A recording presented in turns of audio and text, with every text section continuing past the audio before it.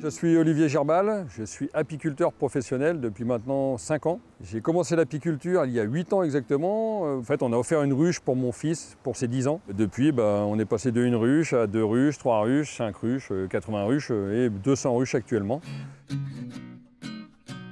Le miel, c'est moi qui le fais, le nougat, je le fais faire, la bière, je la fais faire, le savon, je le fais faire, toujours par des artisans locaux, qui sont dans les 10-15 km maximum, tout à base de mon miel.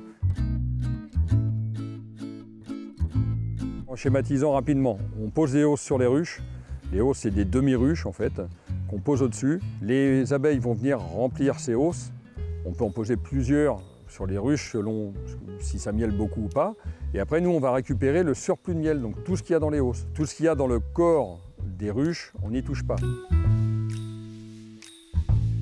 On amène ces hausses en mielerie. On va commencer par désoperculer le miel. Donc enlever en fait la couche de cire qui est au-dessus.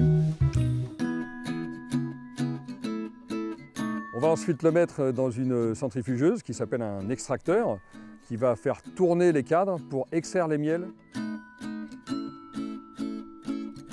Et après, il va se retrouver dans un fût de 300 kg, c'est là où on stocke le miel en attendant de le mettre en pot.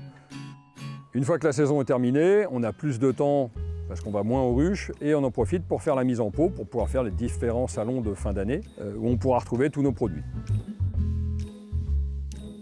Donc on va récolter plusieurs miels. Au printemps, on va récolter du colza et de l'aubépine par exemple. Après, au mois de mai, fin mai, on va récolter de l'acacia. Après l'acacia, on va avoir de la ronce. Après la ronce, on va avoir du tilleul et ensuite du châtaignier. D'une année à l'autre, par exemple, un miel de printemps n'aura pas forcément le même goût parce qu'il n'y aura pas les mêmes floraisons de fleurs. S'il fait plus chaud, plus froid, s'il y a plus d'eau, moins d'eau, on n'aura jamais les mêmes miels. C'est ça qui fait aussi les miels artisanaux, on va dire, c'est que le miel n'est jamais le même. Nous, on ne pourra pas vous dire ce miel-là, c'est le même que l'année dernière, c'est le miel de cette année. Alors, le métier d'apiculteur, c'est pas que récolter du miel, c'est élever des abeilles, c'est faire en sorte que les ruches soient en bonne santé, qu'elles ne soient pas malades, qu'elles se développent bien. Et la partie développement passe aussi par des reines de bonne qualité.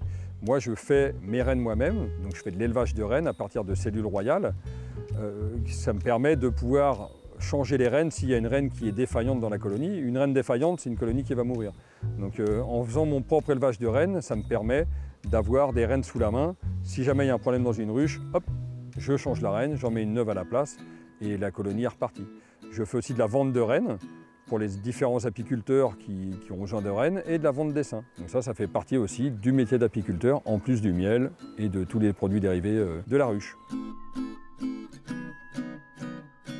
Pour moi, sans apiculteurs, il n'y aurait quasiment plus d'abeilles viables.